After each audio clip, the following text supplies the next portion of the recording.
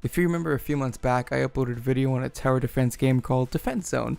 I had a couple of gripes with it, but also liked it a lot. Today I'll be going over Defense Zone 2. That's right, another sequel. I promise I didn't plan this.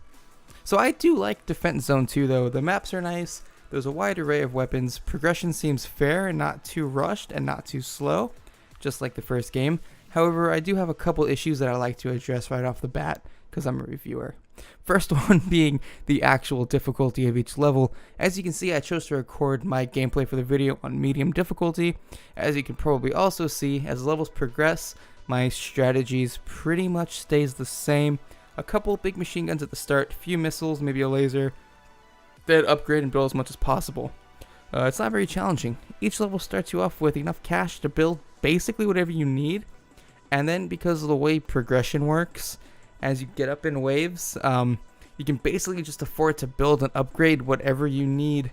And with the help of the handy speed up option, you gain pretty much as much currency as you need to basically spam things. And it turns into a matter of kill as many enemies as you possibly can in the shortest possible distance before the end of the map. It suffers from what a lot of tower defense games do, and that's being overly repetitive. There are so many ways to cure this, mainly in map design, and of course, making cash gain a little slower, and maybe a little variation in enemies, since the only real difference between them now is the amount of health they have. It'd be really nice to see just a slight variation in enemies to kind of spice up gameplay a little more, maybe more frequent airplanes and stuff, but that's really my only gripe with this title, is the repetitiveness. Other than that, I think it's a beautiful game. The artwork and UI have really gritty, military look and feel that really bumped up my immersion levels to the max. I even wore my old Army Man Halloween costume and pretended I was a mighty general of the Russian army defending the motherland and its hearty supply of turnips and potatoes. It was glorious. The music alone is also nice. I love the sound effects and the announcer lady who announces hellfires and stuff. That was really neat. My notes on this part is the same as the last game. I love the music and the effects, but they're just way too overpowering, so I played most of the game without it. A selection of weapons is also great. You have a wide variety of weapons to make way too little use of, like a big machine gun, missiles, a laser for like airplanes and stuff, an electric shocky thing that does a lot of damage, a snow machine to slow enemies down, a mortar, and a fire cannon. Despite how many weapons there are, it doesn't really matter how you use them, since it'll be easy to just spam them towards the end of the level anyway, and that really disappoints me because there are so many missed opportunities here. Other than that, no, I like the upgrade system still. It makes it fun to make my own challenges, like using only a limited amount of weapons or using only a limited amount of upgrades per weapon, which is pretty sweet too, pretty fun, or something like that.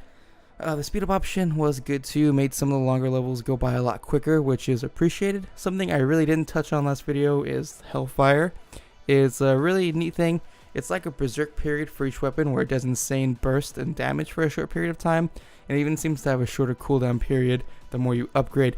The other thing that was really cool that I don't remember was from the last game or not was airstrikes. So it takes a little time to like, I guess, cool down or build up, and you can select a part of the map where an airplane comes down and drops bombs on enemies and basically one-shots them. I don't know if I covered that last video or not, but that was also really fun and satisfying.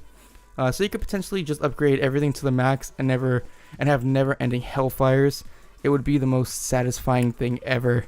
Getting back to what I was talking about before, so I don't ramble on like most videos. And with that, I'm pretty much done here. Overall, I like this game except for the things I mentioned above. I feel like it could be a little more challenging with a little more spice here and there to keep things interesting. I can't talk today, but either way, it's fun and satisfying to blow things up with lasers, so we're all good here. I would recommend this game to anybody who likes tower defense games or anybody who likes a simple pastime game, maybe for their kids or something. There's not like much violence or blowing up. Well, lots of blowing up, but there's like not a lot of violence, so I guess it's cool for the kids. Good for people of all ages. It's a good pastime. It's fun.